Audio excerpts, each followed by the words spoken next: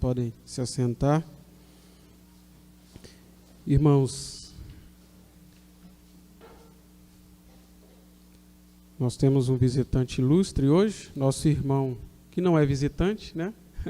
Pastor Cícero, já é conhecido de todos, estará conosco trazendo a mensagem, né? Nós até aqui oramos, cantamos ao nosso Deus, mas agora nós vamos receber da parte de Deus a tua palavra. E esse Deus que está presente possa estar aí ao seu lado, né, falando aos seus ouvidos, que a tua palavra possa trazer mudança, transformação nas nossas vidas. E rogamos a Deus pela vida do pastor Cícero, que possa estar sendo iluminado, né, orientado pelo Espírito Santo, neste momento de exposição da palavra do nosso Deus. Eu passo então a palavra para o nosso pastor Cícero.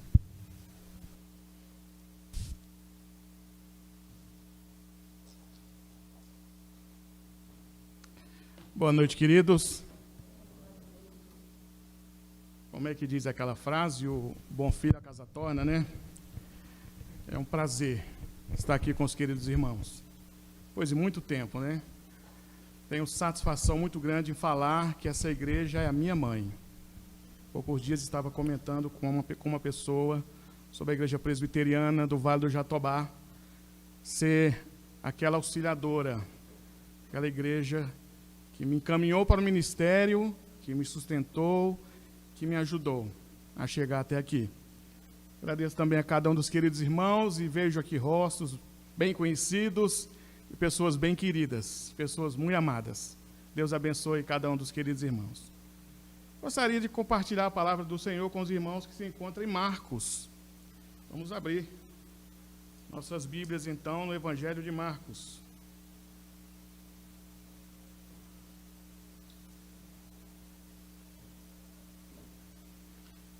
Marcos capítulo 8, nós vamos ler dos versos 22 ao 26.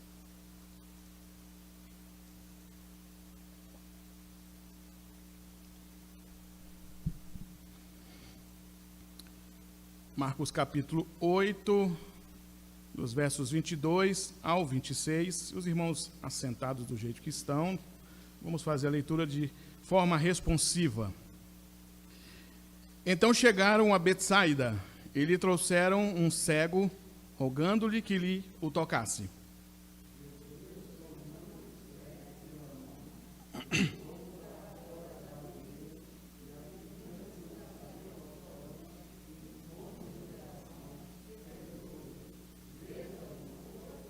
Este, recobrando a vista, respondeu: vejo os homens, porque como árvores os vejo andando. Então, novamente, lhe pôs as mãos nos olhos, e ele, passando a ver claramente, ficou restabelecido, e tudo a distinguia de modo perfeito. E mandou Jesus embora para casa, recomendando-lhe: não entres na aldeia. Vamos orar. Obrigado, bendito Deus, por esse momento tão oportuno na tua casa. Lugar, ó Deus, em que nós separamos o dia de domingo para vir te adorar e te bendizer. Pai, que teu Santo Espírito fale a cada coração que adentrou aqui nessa noite.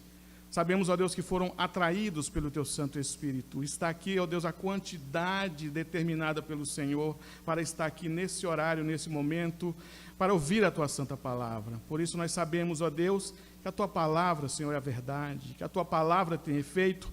E como disse João Calvino, uma vez o mensageiro falando, não é mais o mensageiro falando, mas é a boca de Deus falando para a congregação. Por isso, ó Pai, que a tua voz, por meio da tua palavra, alcance corações aqui nessa noite. E que em nome de Jesus, o Senhor não permita que possamos sair daqui da mesma forma que nós entramos, mas que saímos daqui, ó Deus, desafiados pela tua palavra, fortalecidos pela mesma, ó Deus, esperançosos, ó Deus, porque a tua palavra nos dá esperança. Nos ajuda, ó Pai, nessa noite. E como disse João Batista, ó Deus, que eu diminua para que o Senhor cresça. Nós oramos em nome de Jesus. Amém, Senhor. Meus queridos, gostaria de começar nossa mensagem deixando algo bem claro para os queridos irmãos, e gostaria que os irmãos prestassem bastante atenção nessa mensagem dessa noite. A caminhada cristã é uma caminhada que tem a ver com processos, processo de santificação, processo de mudança de vida, e o processo também de conhecimento, aprofundamento e intimidade com o Senhor Jesus. Você precisa entender que, como diz Efésios, no capítulo 2, no verso 1, nós estávamos mortos em nossos delitos e pecados, mas Ele nos deu vida. Como que o Senhor Jesus lhe encontrou? O Senhor Jesus lhe encontrou morto nos seus delitos e pecados, e aí o Senhor Jesus lhe deu vida. Infelizmente, devido à nossa carne, ao nosso estado de pecado ainda, algumas coisas ainda levam tempo para a gente acostumar na caminhada cristã. Por causa disso, o Senhor Jesus vai dando sinais na nossa caminhada, vai mostrando coisas, vai tentando se identificar na nossa vida, na nossa caminhada cristã. Um exemplo disso é essa epidemia que está aí. Eu escuto, presbítero Tiago, alguém dizer, é juízo de Deus. Escuto alguém dizer, é problema do homem. Mas quem é cristão, e você que é crente nessa noite, se você que não é, eu quero dizer que você preste atenção nas coisas que Deus está fazendo no mundo, que são sinais principalmente para a sua igreja, que são sinais dele, principalmente para a sua igreja. Por quê? Porque a igreja do Senhor, que sou eu e você, está passando por um processo de amadurecimento.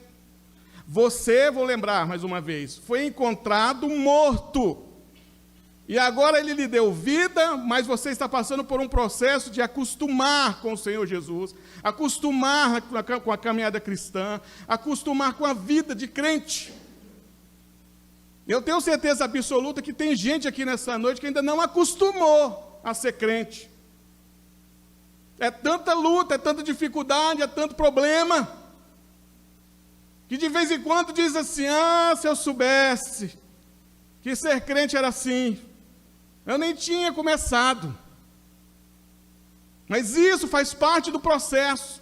Sentir dor, chorar, sofrer, tentar renunciar, pensar em voltar atrás, faz parte do processo que o Senhor está aplicando na vida da igreja, na sua vida e na minha vida. Isso tem 2000 anos, irmãos. Se você pegar a história da igreja desde o primeiro século até o dia de hoje, não tem um minuto na igreja em que os irmãos não reclamem de sofrimento, de dor. O que é isso? Aí, presbítero Tiago, alguns vão dizer assim, é porque Deus é mau. Eu estou sofrendo porque Deus não se importa comigo. O meu sofrimento é porque esse Deus que eu estou servindo é pior do que um outro Deus que eu estou querendo correr atrás. Mas nessa noite, eu quero trazer para os irmãos, através desse texto, o ensino do Senhor para os discípulos, que serve para nós nessa noite. Esse texto que nós lemos aqui, meus queridos, do Evangelho de João Marcos, tem uma intenção interessante. Aliás, tem duas intenções. O Evangelho todo, do capítulo 1 ao 16, ele está dividido no meio. Do capítulo 1 ao 7, João Marcos tinha na cabeça escrever a ideia de que Jesus queria se revelar, queria revelar sua identidade para os discípulos. Do 1 ao 7 é Jesus tentando se identificar para os discípulos. E do 8 em diante, é Jesus agora enviando a mensagem às pessoas e enviando os discípulos também. João Marcos tinha na sua mente de escrever o Evangelho pensando nesse ponto. Por quê? Porque o Evangelho de Marcos é messiânico. O Evangelho de Marcos está todo pautado em cima do livro de Isaías. Se você ler o Evangelho de Marcos a partir do capítulo 1, do verso 1 em diante, você vai ver ele falando de Isaías, que ele baseou o que ele escreveu em cima de Isaías. E por que João Marcos fez isso?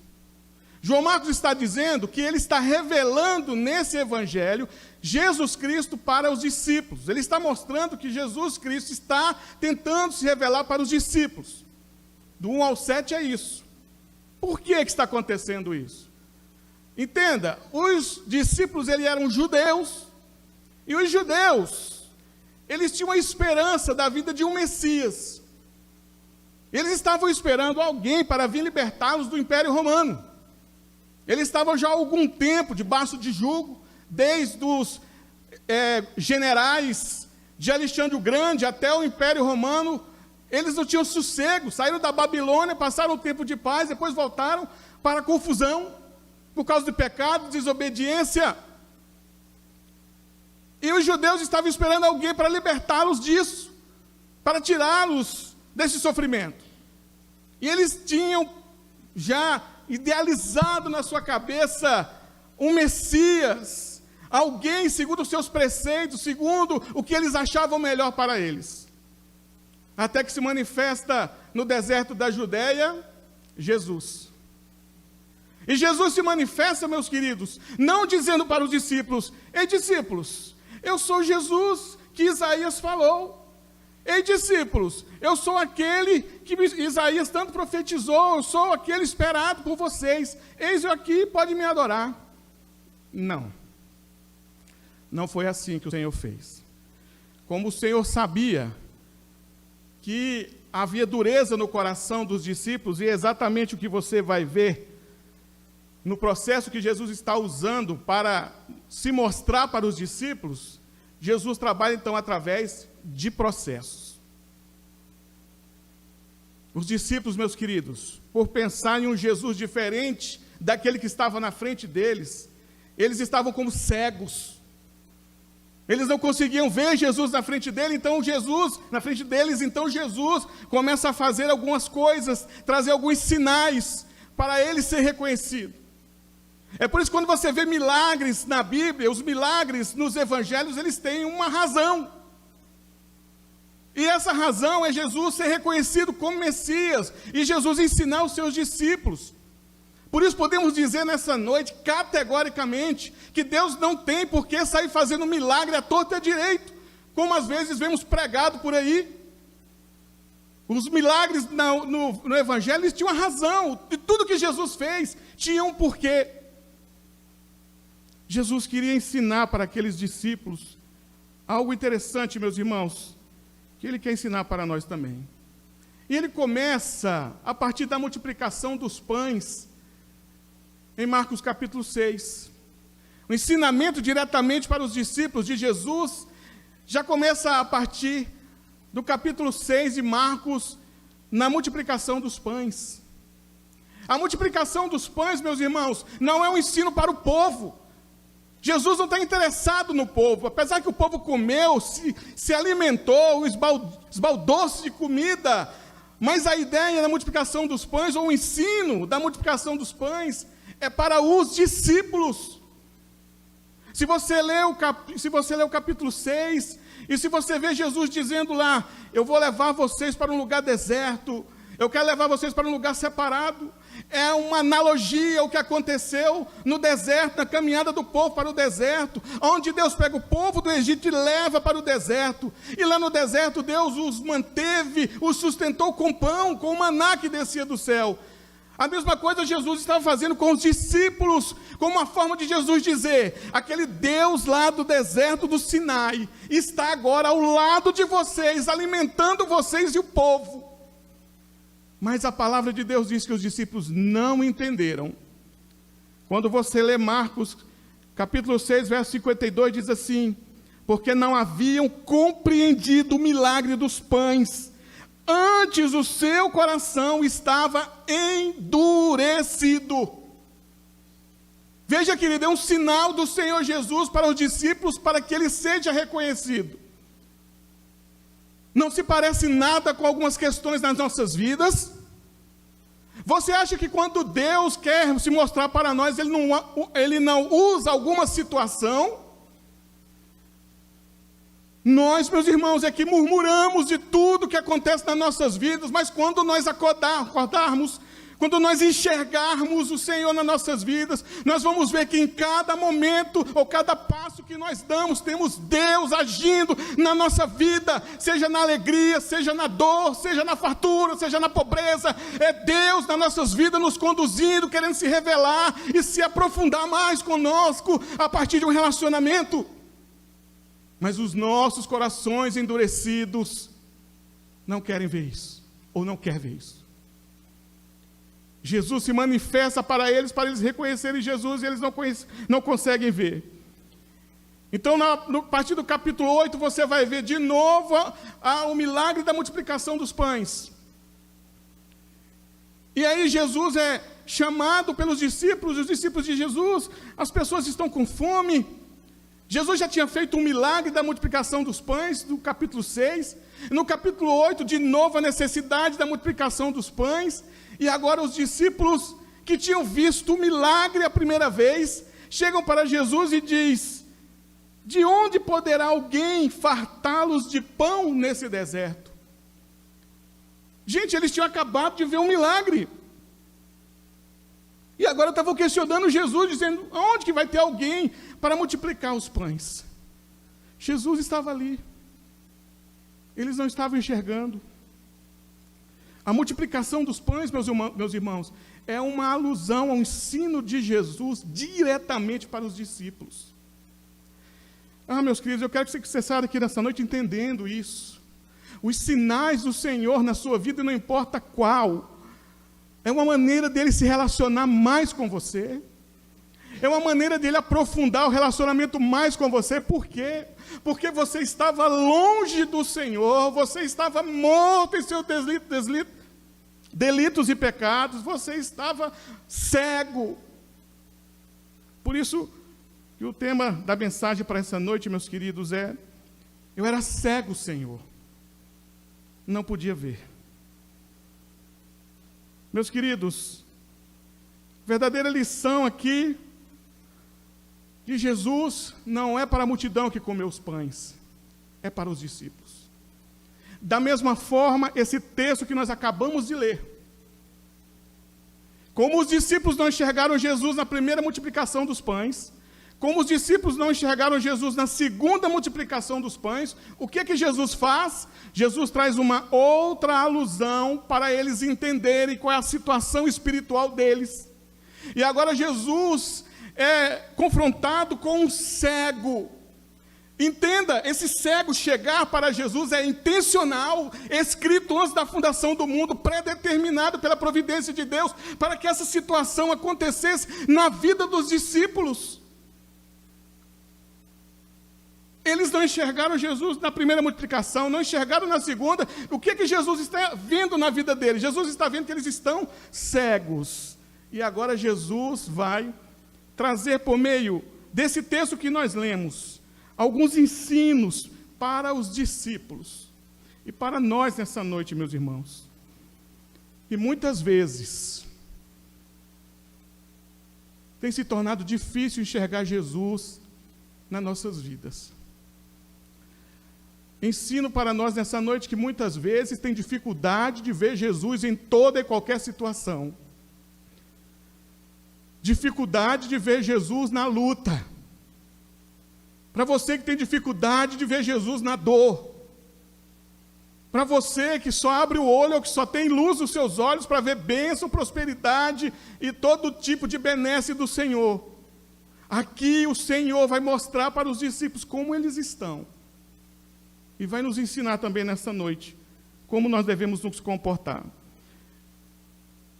O que Jesus quer nos ensinar, ou o que Jesus quer ensinar aos discípulos por meio desse texto? Primeiro ponto, que eles não têm compreensão clara de certas verdades. Versículo 22 e 23 diz assim: então chegaram a Betsaida, e lhe trouxeram um cego, rogando-lhe que o tocasse. Jesus, tomando o cego pela mão, levou-o para fora da aldeia, e aplicando-lhe saliva aos olhos, e impondo-lhe as mãos, perguntou-lhe: vês alguma coisa?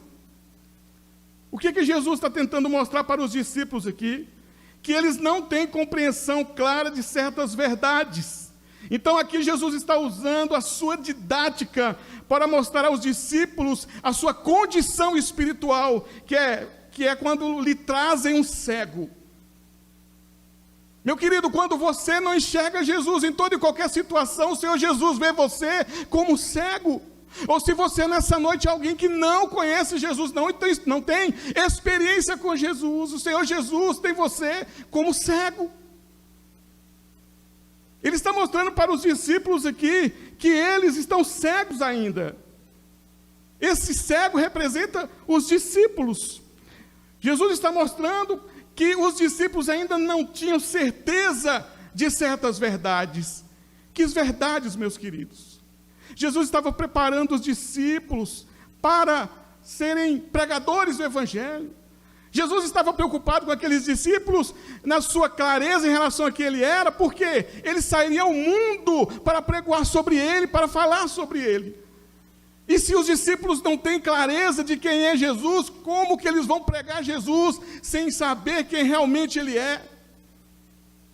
Ou se for pregar Jesus com esperança em questão A, em questão B, em situação A, em situação B. Jesus está dizendo aqui que por eles estarem cegos, agora eles têm a sua mente minada ou empobrecida por aquilo que o Senhor Jesus realmente representa.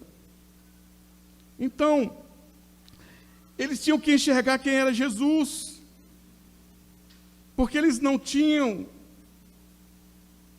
nenhuma noção do tamanho da responsabilidade que os esperava.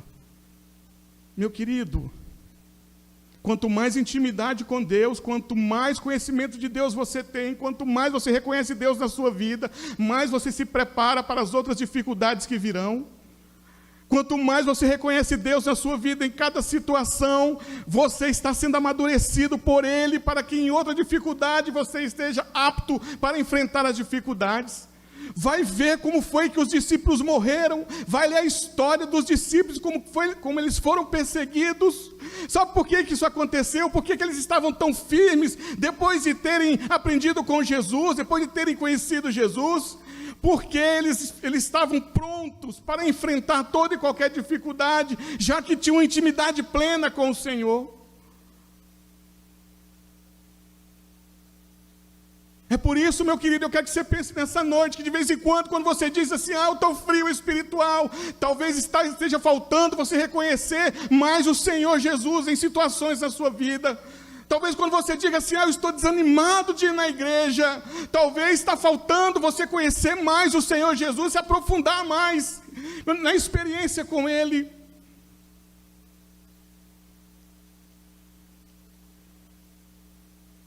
Eles estavam cegos, meus queridos. Eles estavam cegos.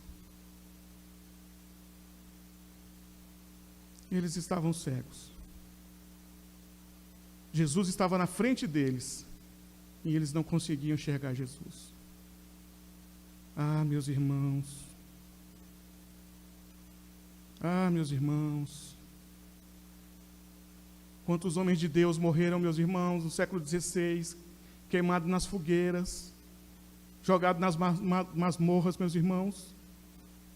John Hus, por exemplo, meus irmãos, morreu cantando. E enquanto o cardeal dizia, nega John Hus, nega esse Jesus, nega esse evangelho, John Hus cantava e dizia, nunca eu vou negar esse Senhor Jesus. Porque quando Jesus está claro na mente do cristão, meus irmãos, não existe barreira, não existe dificuldade que o impeça de servir ao Senhor. Esse cristianismo que muitas vezes nos impede de estar na casa do Senhor, de fazer a obra do Senhor, de estar pleno na casa do Senhor ou na obra do Senhor, é falta de relacionamento profundo com Ele, ou de conhecê-lo realmente na nossa vida. Por isso que Jesus dá esse exemplo para os discípulos. Vocês estão cegos. Meus irmãos, o que Jesus quer ensinar aos discípulos por meio desse texto? O que Jesus quer nos ensinar por meio desse texto que nós lemos? Segundo, que eles não têm compreensão clara do que é ser um discípulo. Versículo 24. Este, recobrando a vista, respondeu: vejo os homens, porque como árvores os vejo andando. Ver homens como árvores, meus queridos. Essa analogia aqui significa ver imperfeitamente, não entender sobre o chamado. Quando Jesus vai passar água no olho do cego, quando Jesus toma o cego pela mão, a primeira coisa que Jesus faz é tirá-lo da aldeia. Depois Jesus passa saliva nos olhos do cego. E é o que o cego diz? Quando Jesus passa saliva nos seus olhos: eu estou vendo homens, mas homens como árvores. É Jesus dizendo para os discípulos: vocês, se não entenderem plenamente como será a vida de vocês, vocês não terão força nem habilidade para aguentar o que virá. Essa é a mensagem que Jesus está passando para os discípulos. Ver homens como árvores é não ter uma visão definida sobre o chamado, sobre a vida com Deus, sobre o que realmente é ser cristão. Ser cristão realmente, meus irmãos, é uma vida desafiadora. Ser cristão, meus irmãos, é uma vida que requer muitas vezes luta, esforço, perseverança. Ser cristão muitas vezes, meus irmãos, requer de nós passar por cima de muitas coisas. Não é fácil ser crente, e é isso que Jesus está tentando passar para os discípulos. Vocês não estão vendo perfeitamente o que é ser um cristão, vocês não estão vendo perfeitamente o que é ser um discípulo.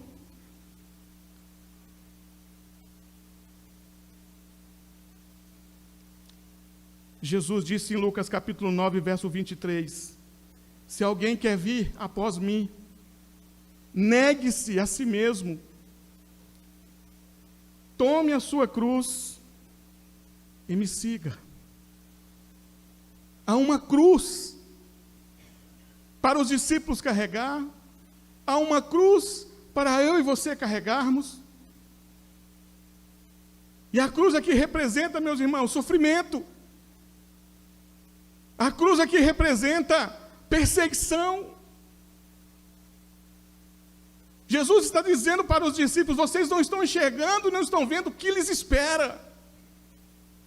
Porque tem gente que acha que o evangelho é apenas algo romântico. Mas o evangelho, meus irmãos, está ligado à cruz. É como se Jesus estivesse afirmando para eles ali, dizendo: Pedro, você morrerá em Roma e será crucificado de cabeça para baixo. André, você irá para a Grécia e será martirizado lá. Bartolomeu, você irá para a Armênia e se tornará um mártir lá. Tiago, filho de Alfeu, você irá para a Síria e eles vão espancá-lo até a morte. Mateus, de acordo com alguns historiadores, eles dizem que ele foi para a Etiópia e lá ele foi morto a facadas. É como se Jesus dissesse assim: Matias, que ocupou o lugar de Judas, e André também, juntos vocês irão para a Síria e serão queimados até a morte. Filipe, você terá uma morte cruel em Cartago. Simão, você irá para a Pérsia e por causa de sua recusa em adorar o Deus Sol, você será morto. E Tomé, o duvidoso, você irá para a Índia e 4 soldados com lanças irão matá-lo. Pegue cada um desses nomes aqui, retire-os dele, meus irmãos, coloque seu nome.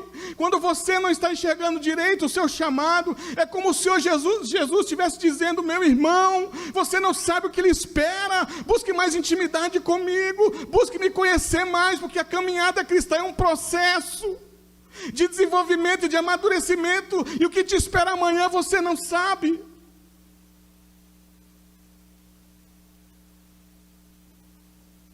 Por isso, nós devemos pensar, meus irmãos, no significado de ser um discípulo. Por isso nós devemos pensar, meus irmãos, no significado de ser um cristão.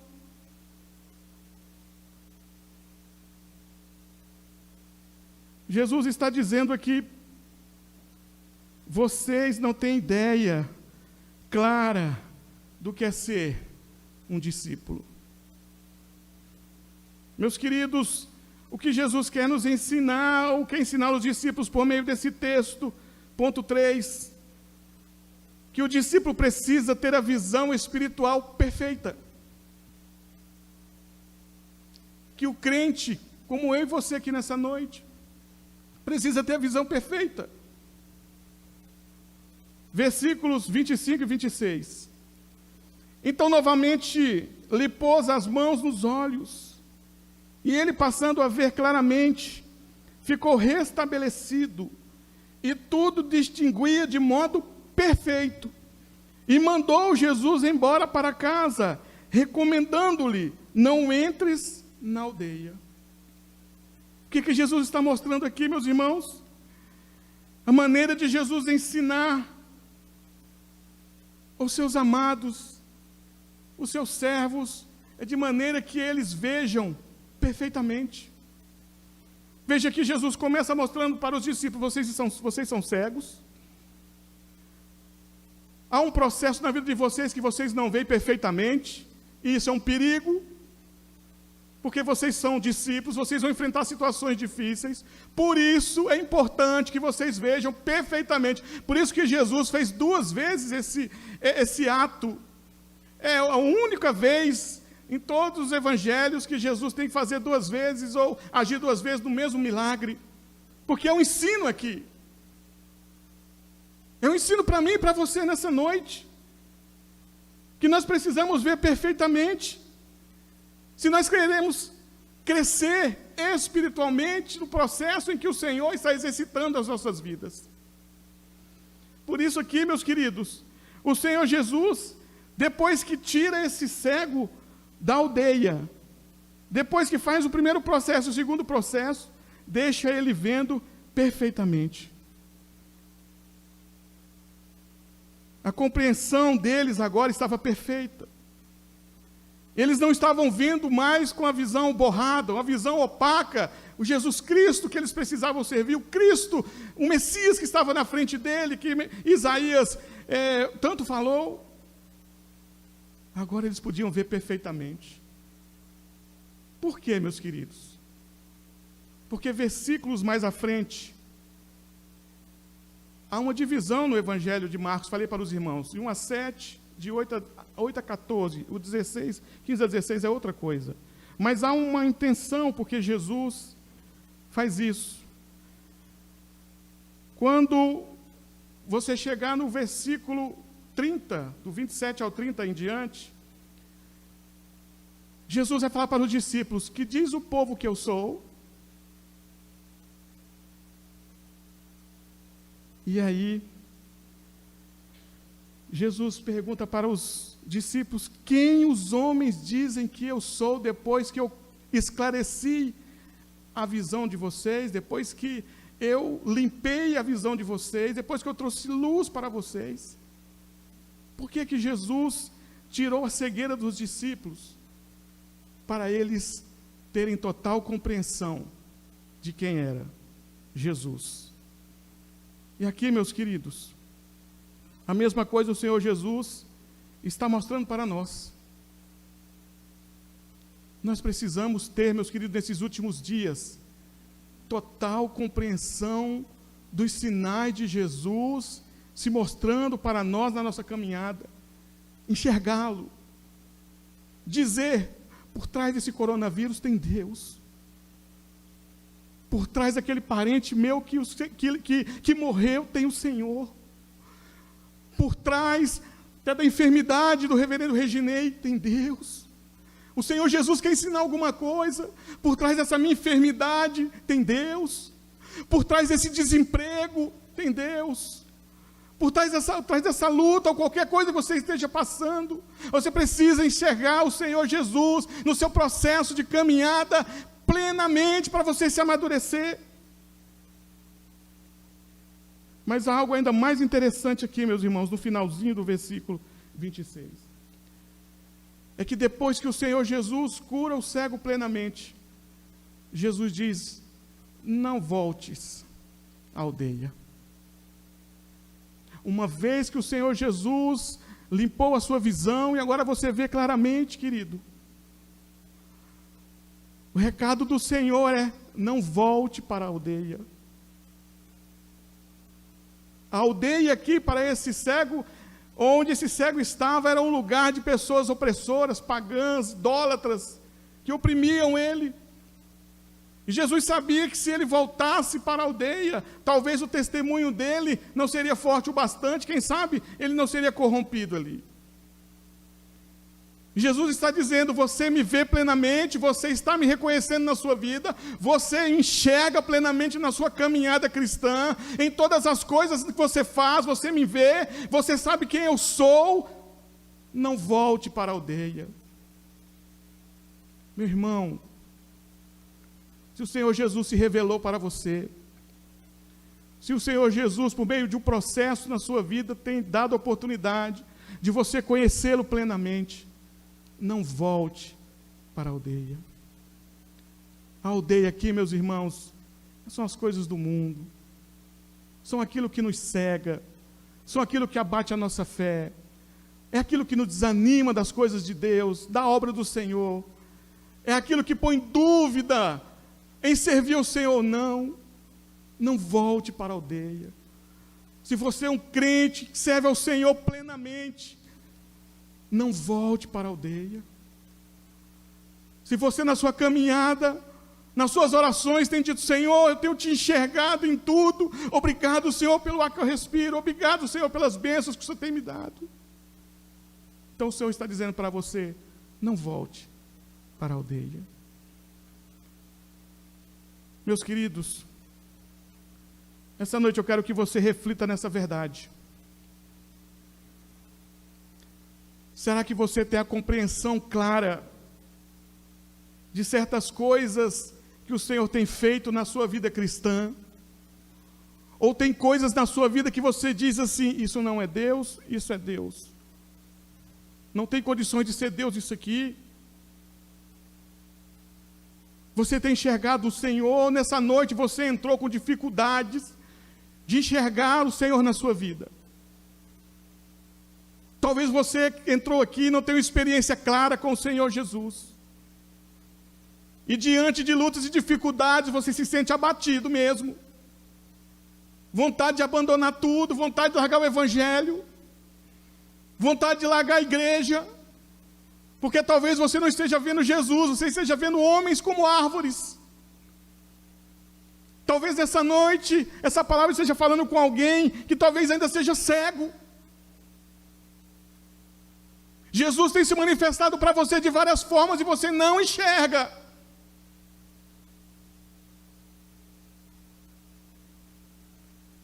Para finalizar, meus irmãos, conta a história do testemunho do reverendo Augusto Nicodemos,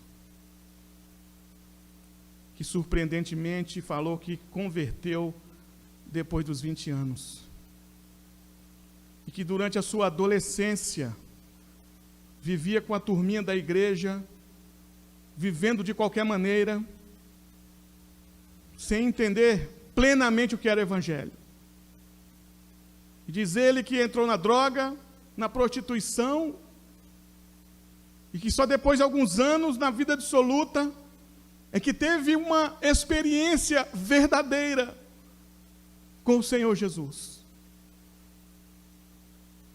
E ele conta que ele é machucado e marcado por isso, por ter desviado, por ter saído da presença de Deus. Augusto Nicodemos talvez foi alguém, meus queridos, que via homens como árvores. Não tinha convicção certa do cristianismo, não tinha visão plena de Jesus. E as lutas e os convites do mundo arrastam a pessoa para fora da igreja. E as dificuldades de servir a Deus arrastam as pessoas para fora da igreja. Por isso, nessa noite, meu querido, você que entrou aqui, que tem convicção do Senhor, não volte para a aldeia. Você que entrou aqui nessa noite e vê homens como árvores, não tem convicção do que é ser cristão, Jesus está aqui nessa noite pronto para curar as suas vistas plenamente. Jesus trouxe você aqui nessa noite para você sair daqui vendo Ele plenamente. Você não pode sair daqui com sua fé pela metade, com sua crença pela metade, com seu amor pelo Senhor pela metade, com o seu prazer de servir a Deus pela metade, com dificuldade de vir à igreja.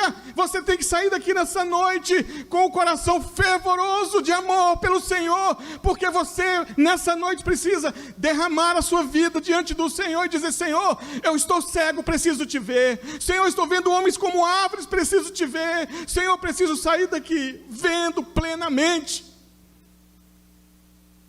Qual a sua situação nessa noite, meu querido? Diante do ensino do Senhor para os discípulos e para nós, de que na nossa caminhada o Senhor vai trazendo coisas, sinais, para que nós possamos enxergá-lo e termos intimidade maior com Ele. Como é que está a sua comunhão com o Senhor, querido? Como é que está a sua fé com o Senhor, meu irmão? O Senhor pode contar com você. Você tem sido bravo, fervoroso diante das dificuldades. Você tem entendido o seu chamado de cristão, que não é fácil mesmo, que não é brincadeira, que é cheio de lutas e de dificuldades. Se você entrou aqui nessa noite com alguma dificuldade em servir ao Senhor Jesus, ore ao Senhor Jesus no seu lugar e diga: Senhor, ainda há algumas dificuldades na minha visão de ver o Senhor plenamente. Estou vindo na igreja, Senhor, mecanicamente. Chego na casa do Senhor porque domingo não tenho o que fazer. Estou religioso, Senhor. Não sou mais aquele servo. Estou com vontade de voltar para a aldeia. Restaura a minha visão nessa noite, Senhor. Curva a sua cabeça, meus queridos, e ora aí no seu lugar, segundo a sua dificuldade. Diga: Senhor, eu era cego, eu preciso ver, Senhor. Senhor, eu não estou vendo direito, eu preciso ver, Senhor. Senhor, a luta tem sido muito grande, Senhor, que tem trago dificuldade de poder servir ao Senhor.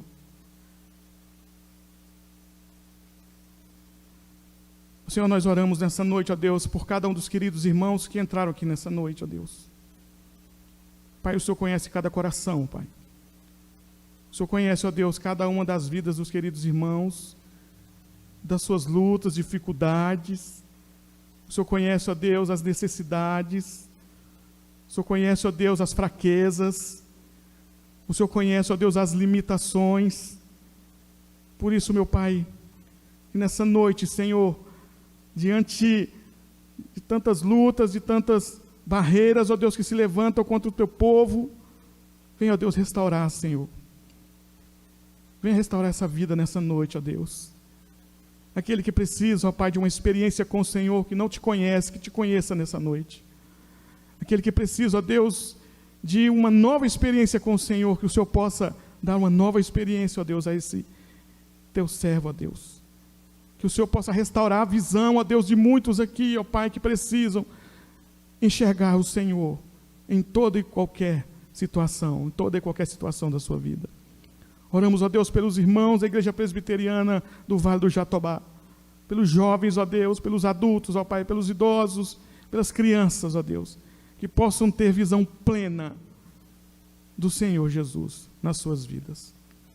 Nós oramos, ó Deus, agradecidos, em nome de Jesus. Amém, Senhor.